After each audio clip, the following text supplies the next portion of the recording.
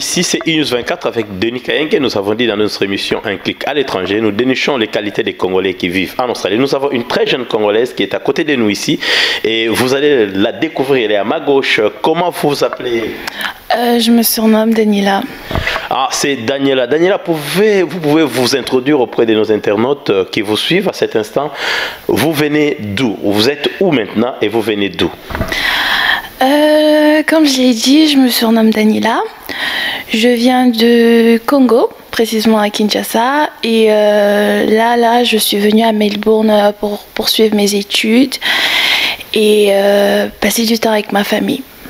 Passer le temps avec la famille, vous venez de Kinshasa. En fait, qu'est-ce que vous faites palpablement ici en Australie? Combien de temps vous êtes? En fait, la première question devait être combien de temps vous avez déjà fait depuis que vous êtes ici? J'ai fait 6 mois depuis que je suis ici. Et oui, je viens de Kinshasa et voilà. Donc 6 mois. Quelles étaient vos premières impressions quand vous êtes arrivé dans la ville de Melbourne? Vous savez que la ville de Melbourne, c'est la ville la plus vivable de l'Australie et deuxième au monde. Quelles étaient vos impressions? Mes impressions, de un, c'est d'abord une très belle ville. Et aussi, j'ai bien aimé parce que c'est un beau pays et c'est un endroit où tu peux réaliser pratiquement tes rêves pour nous les jeunes personnellement. Ah oui, là c'est très intéressant, mais réaliser des rêves dans un pays anglophone, est-ce que vous pensez que c'est évident? Non, mais si une personne se donne à 100%, tu peux réaliser tes rêves. Hein. Mais la première des choses, si tu sais pas parler la langue et tout, tu dois d'abord apprendre la langue et tout. Mais avec le temps, oui, c'est un pays, tu peux réaliser tes rêves et tout. Juste faut te donner à 100% et voilà. Donc, vous dites que tout en étant ici, vous avez dit combien de mois? C'est déjà 6 mois? 6 mois, oui. Oui, en 6 mois, et vous êtes à quel niveau? Parce que je pense que vous faites quelque chose déjà. Oui, je suis, comment dirais-je, là, j'ai des cours de langue, parce que c'est pas facile quand tu viens dans un pays anglophone. J'ai des cours de langue et aussi je veux faire mes débuts dans l'entrepreneuriat. Et donc voilà, c'est un peu ça quoi. Mais à vous voir, c'est trop jeune quand vous parlez de l'entrepreneuriat. Pourquoi l'entrepreneuriat vous intéresse si jeune que vous êtes? Ça m'intéresse parce que c'est l'un des métiers que je trouve intéressant, de un. Et aussi, c'est un truc bien... Voilà. Bon, en fait, on va revenir un tout petit peu quand vous avez parlé de la langue. Vous dites vous apprenez la langue. Quelle est la différence vous faites entre le Congo, le système éducatif du Congo et les systèmes éducatifs d'ici quand vous apprenez le cours d'anglais, par exemple? Là, je parle des enseignants, comment vous trouvez les enseignants, comment ils abordent leurs cours, comment les choses se font. Évidemment, vous étiez au Congo, vous étudiez et faites la différence, comment ça se passe ici. Le temps, liberté, comment ça se passe au fait? Moi, je trouve, si je fais une comparaison entre les enfants de Kinshasa, du Congo et d'ici, je trouve que côté éducation, il y a... les gens ici sont plus sérieux en fait.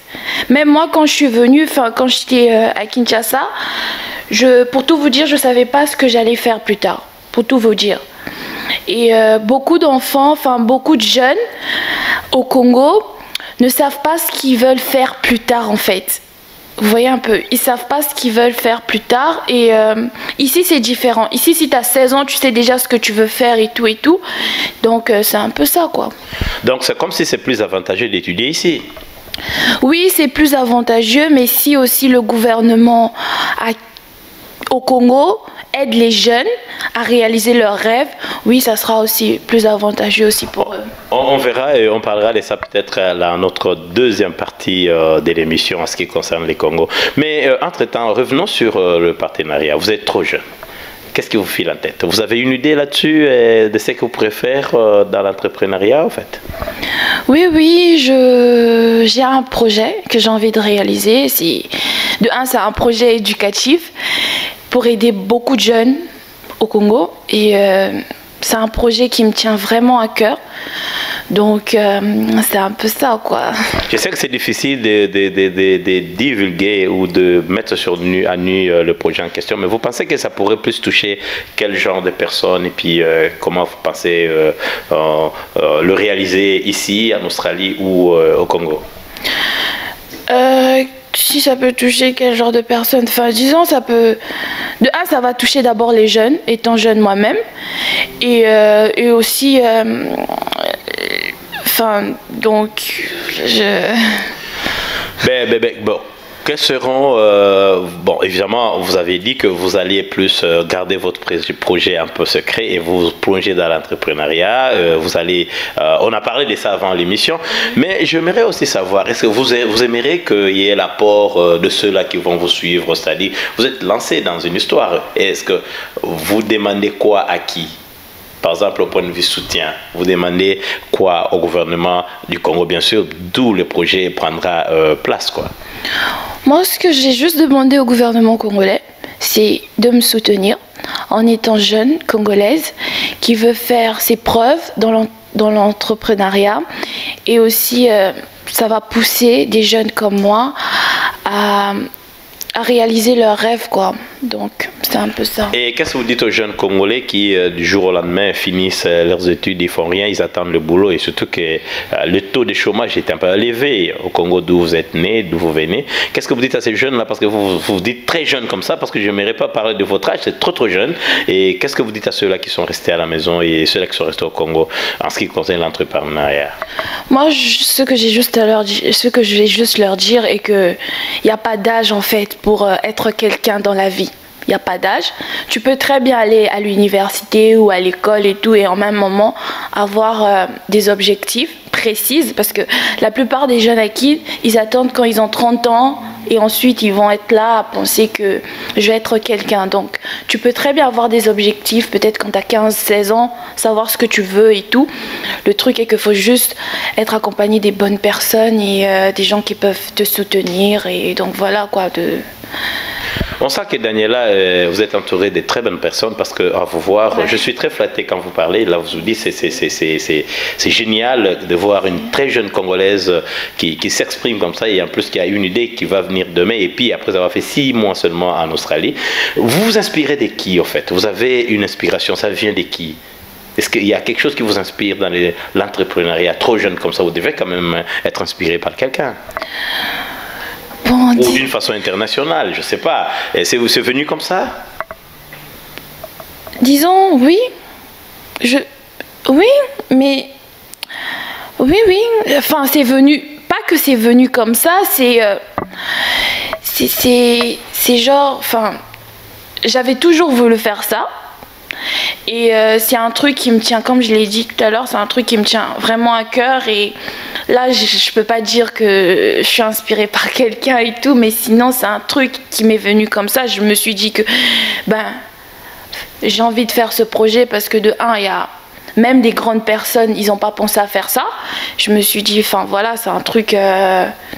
J'espère vraiment que c'est un truc qui va fonctionner. On vous a trouvé en train de travailler sur votre projet et on a eu le temps de jeter un coup d'œil dessus. On ne parlera pas de ça aujourd'hui, mais quand est-ce que vous pensez mettre sur pied ce projet? Parce que maintenant, on est en train, un clic à l'étranger, c'est tout simplement faire voir aux Congolais que vous existez et qu'il y a une Congolaise qui a des talents de plus, qui a une action de plus dans la diaspora congolaise à peine arrivée. Qu'est-ce que vous pourriez, quelque part, par rapport à ce projet, comment est-ce que vous pensez l'implémenter? C'est-à-dire, je veux dire, quand est-ce que le projet pourra prendre son corps? Enfin, le projet pourra prendre forme d'ici la fin de l'année. D'ici la fin de l'année ou début 2021, si Dieu fait grâce, ouais. Là, pour le moment, je suis en train de collaborer, en pleine collaboration avec certains sponsors, parce qu'un projet ne va pas juste se faire comme ça. tu vas pas juste cliquer les doigts comme ça. Donc là, je suis en pleine collaboration avec certains sponsors et j'espère vraiment que ça là, va. ce sont les sponsors de Kinshasa, là, vous parlez. Oui, ce sont les sponsors. Et vous pouvez nous dire les contacts que vous avez déjà, si c'est pas facile ou bien vous gardez encore secret? Non, disons, pas pour le moment, c'est un truc. Ok, je sais qu'on avait parlé de ça et puis on aura le temps d'en parler. C'est un petit secret qui est en train d'être élaboré quelque part. Et vous comptez descendre au Congo pour le faire. Et qu'est-ce que vous dites à ceux-là qui vous connaissent et ceux-là qui ne vous connaissent pas? Parce que News 24 vous mettra effectivement à nu en face de ce monde aujourd'hui. Et vous allez dire quoi à ceux-là qui vous suivent et qui vous connaissent aussi par rapport à vous et par rapport aux jeunes du Congo? À ceux qui me suivent, projet, bien sûr. À ceux qui aimeraient me suivre, ce que j'ai juste à dire est que encouragez-moi, parce que c'est pas facile de faire ce genre de projet étant jeune, avoir ce genre d'idée, et j'ai vraiment envie que les jeunes du Congo puissent réaliser que c'est pas parce que tu es jeune que tu peux rien faire de ta vie. Donc c'est un peu ça. Vous ne pouvez pas ne fût-ce que dire un tout petit peu un mot sur le projet en question? C'est juste un mot, parce que les gens vont partir avec leur soif et vont dire, mais c'est quoi ça en fait cette émission? Quelqu'un qui ne dit même pas. Même le petit, fait sortir même un tout petit peu là. Enfin, c'est... Bon, je vais dire un petit truc. Je vais pas tout dire, mais c'est un projet éducatif. Donc, c'est un peu ça.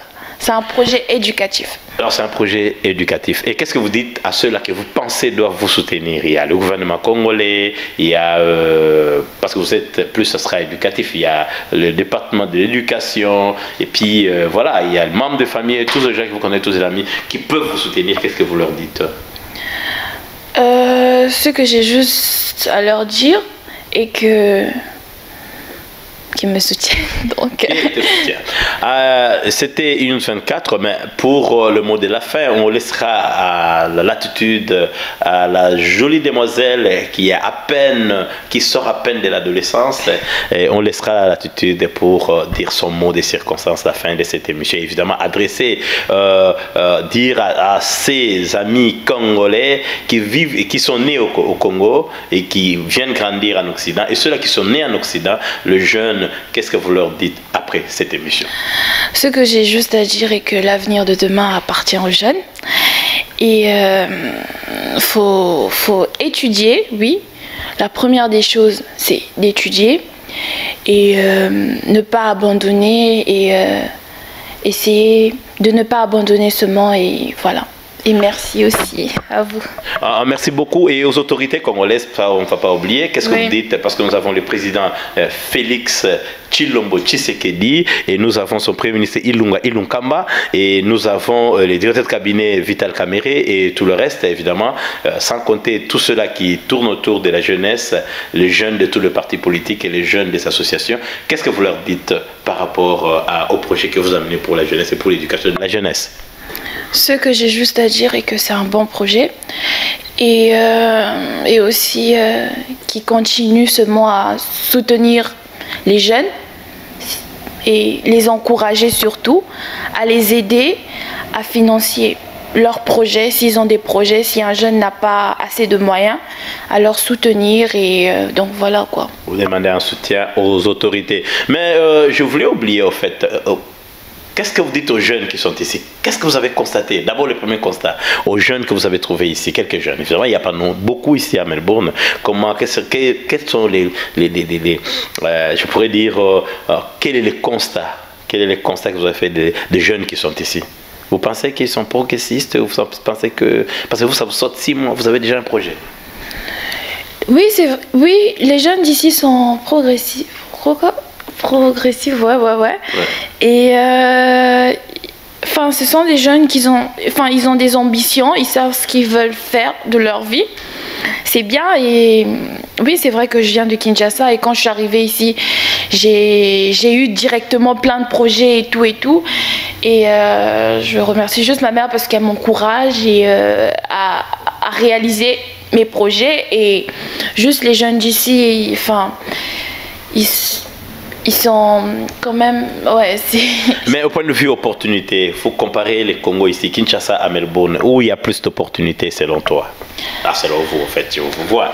Enfin, selon moi, il y a plus d'opportunités, je trouve, ici. Parce que à Kinshasa, si t'es à Kin, t'es jeune, tu vas pas directement te dire que, enfin, j'ai 16 ans, enfin, tu es à la maison, tu vas à l'école, tu rentres, enfin, c'est un peu ça, mais ici, c'est pas ça.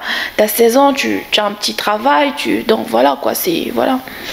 Voilà, nous sommes à la fin de notre émission. Merci d'être toujours, de supporter Inut 24. Ça, c'est une émission éclair à l'étranger. Il y a quelqu'un qui a reçu Daniela. Nous disons merci à Daniela d'avoir accepté notre invitation et surtout de nous avoir reçus. Et nous pensons pas que c'est la dernière fois. Vous allez voir Daniela toutefois dans nos émissions. Et puis, évidemment, nous allons faire de notre mieux pour qu'un jour on puisse parler de son projet. Et si vous saluez certaines personnes, je vais juste saluer ma mère, mon petit frère, ma petite sœur, donc les gens de ma famille, ils sont nombreux, je suis africaine, donc on est nombreux, donc voilà.